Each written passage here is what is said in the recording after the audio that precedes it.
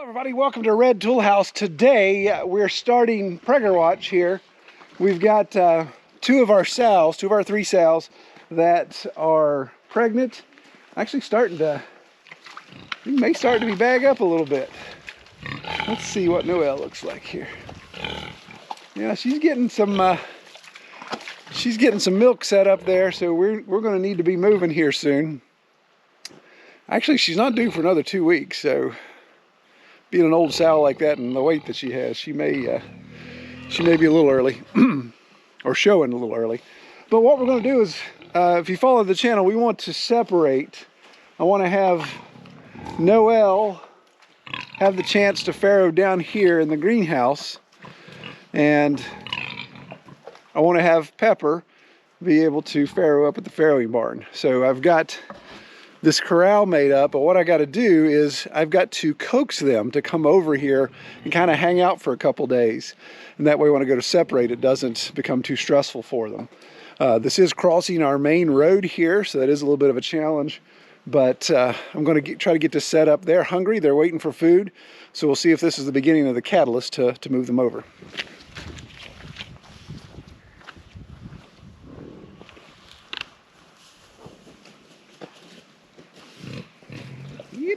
Big.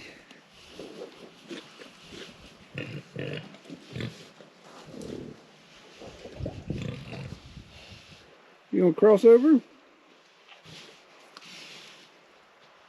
Come join us. All right, so that's the issue with getting them to cross a permanent fence line. This is not anything fence that I normally take down, so they are definitely freaked out about it. So even with the feed right here, they won't cross that line. So this is going to take a little bit. I'm going to go take care of some other things to feed the boars, come back and continue to clean out the greenhouse because we had chickens in there, get that kind of straightened up and get some hay in there and make it much more accommodating. We'll see if that lures them over as they desire for food. So I am amazed. Meredith was the first to stick her nose across the line. And in the past, it's taken me almost a week to move her in the time. But it's funny, sometimes she'll come a little forward. So we'll see if we can move her some more. Okay. Come on, baby. Come on. Come on, pig. You're already across the line, silly.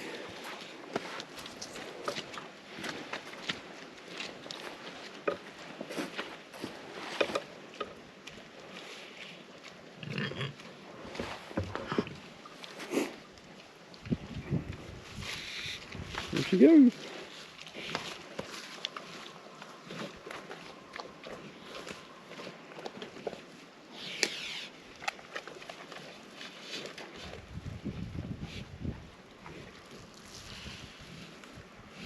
Come on, Noelle, you can do it. There you go. Looky there.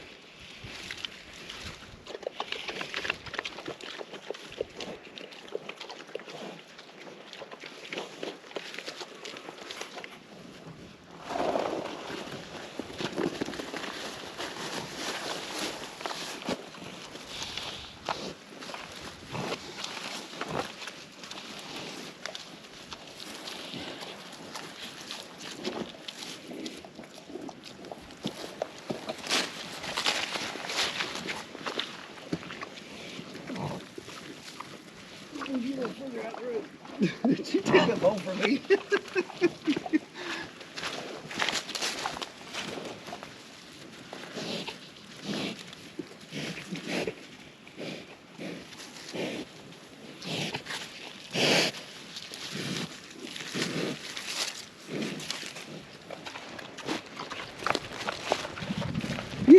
Big.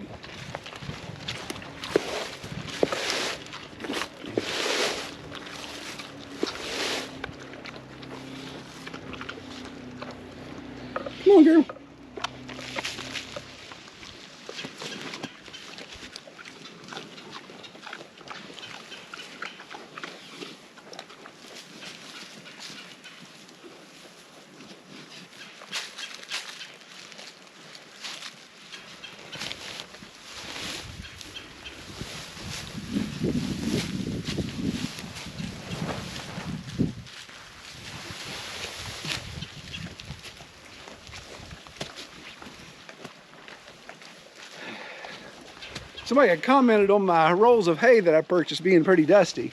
And I agree, they are pretty dusty. If I had ruminants, I don't think I'd feed them this.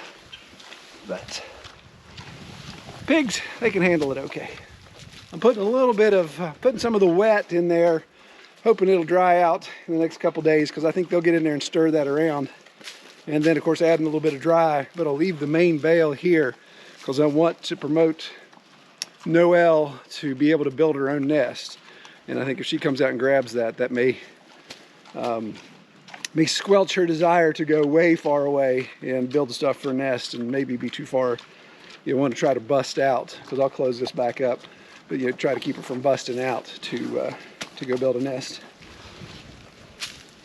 So this setup has good amenities. Of course, it gets more sunlight than the farrowing barn does, so it actually gets direct sunlight, well, I should say dappled sunlight through the trees here. But the greenhouse does warm up nicely, so there's some heat there. Of course, we'll have food right here for whoever's hanging out to farrow.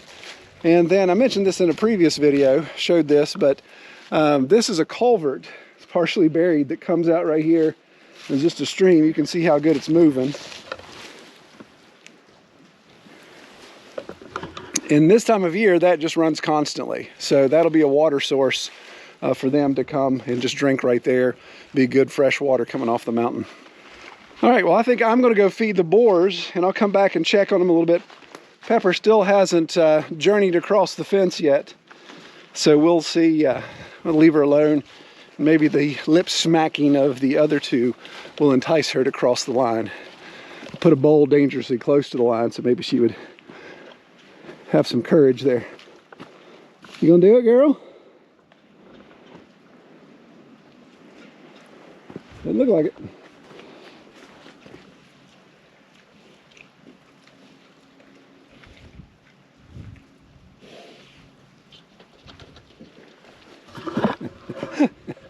That's what I figured. It just took all the lip smack, and when Merida moved to the third bowl, that's when Pepper was like, "Oh snap! I got to get across there." So she's moved around. Now, obviously, this is an inconvenience for me. There's no doubt about it. It crosses my road, and I'm going to have to stop and drop those gates on both sides every single time I want to come through here. But this is just going to be temporary. 2 weeks max, I think. In fact, I think once they're comfortable with being here, then I'm going to separate Noelle from the rest of them. And if she's got food and water, then I think she'll hang out.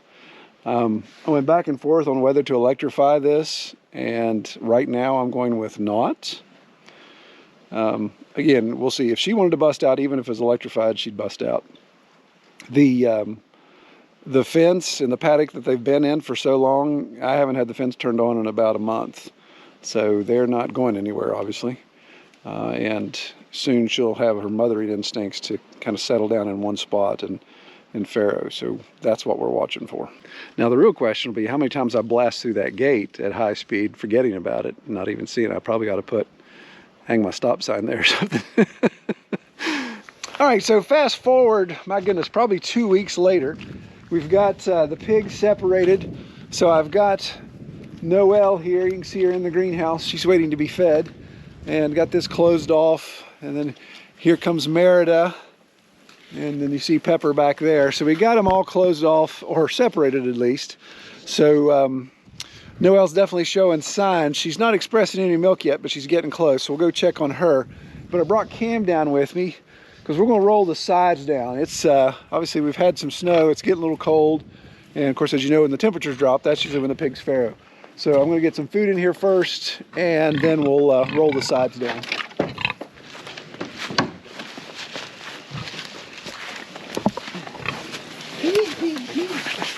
Get out of the way! Knock the bucket down, fool!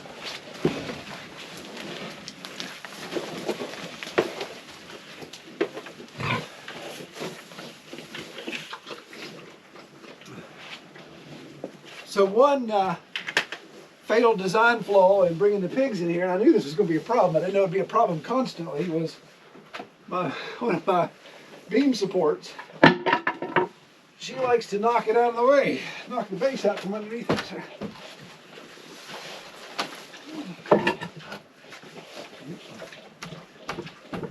just wedge it back up for now. Of course, what we look for in a sow ready to farrow is how much she bags up, so how much her teats are swelling, and then if she expresses milk. And she's probably thinking, man, your hands are cold. So I'm getting no expression of milk there. And then also, we look at the backside and see how much swelling we get. And we're just getting a tiny bit of swelling right here. So nothing too crazy yet. So I think her due dates are around the 17th, which at the time of recording this is still, what, 4 or 5 days away.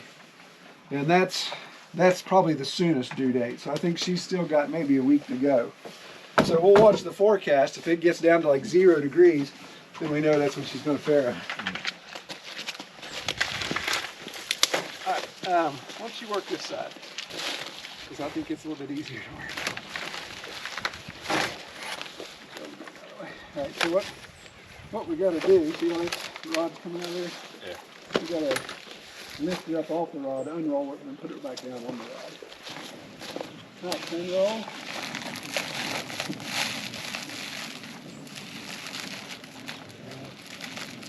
All right. I'm trying to do it without busting.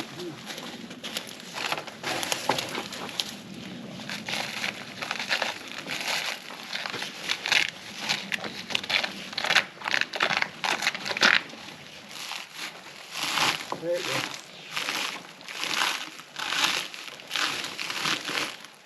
Just like this, pick it up, kind of put your arm underneath it so you lift it up on both sides.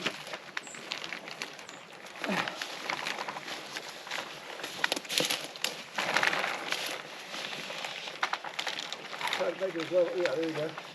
Now slide it down. Okay, hold on, don't get too far ahead of me. There we go. Yep, that works.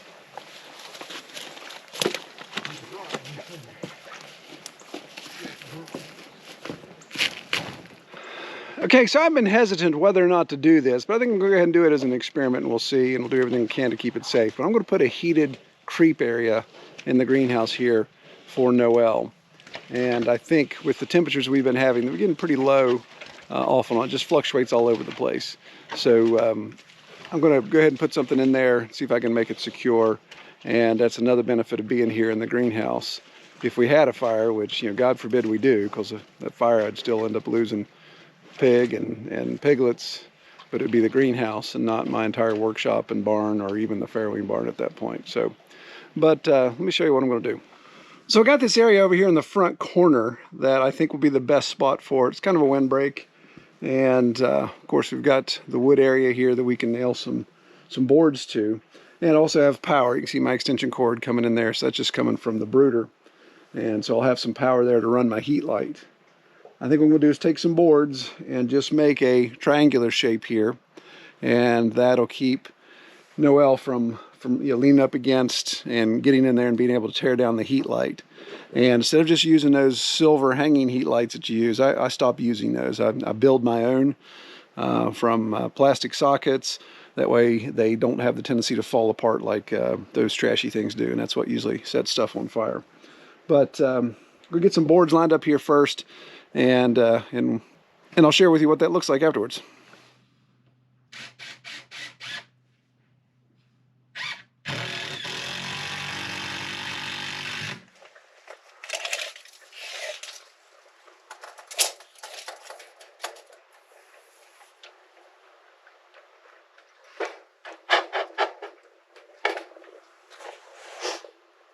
Alright, so I just made up, using one of the plastic construction sockets, my heat bulb and a pigtail with a plug. I'm going to do the bulb because these things are so stinking fragile.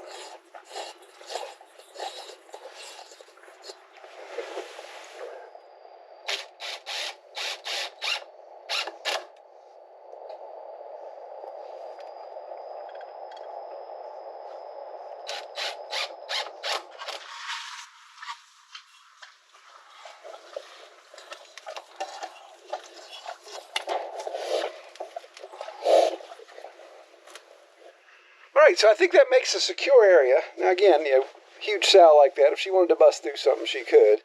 But I think that's going to give plenty of sturdiness there.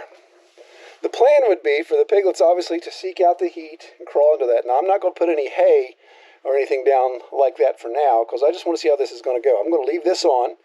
And you can see she's been bedding down over here, which is a good 10 feet away. I'm curious to see if she picks up on this heat and moves her nest over a little bit. But may not be the case. She may just leave it as is, and we'll see if the piglets, if they need heat, if they're going to travel this far. That'll be the test. But I'm going to come back in a day or so and see how it goes. I think she's still several days out from farrowing. Okay, so it's been several days since I created the heated creep area. I'll show you how it's doing. What's up, girl?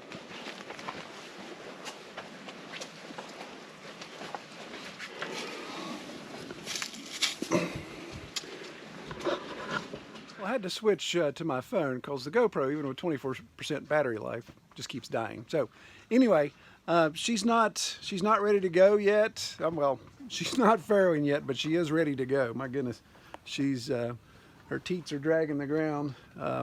I was able to express just a little bit of milk out of one, so that means she's dangerous close.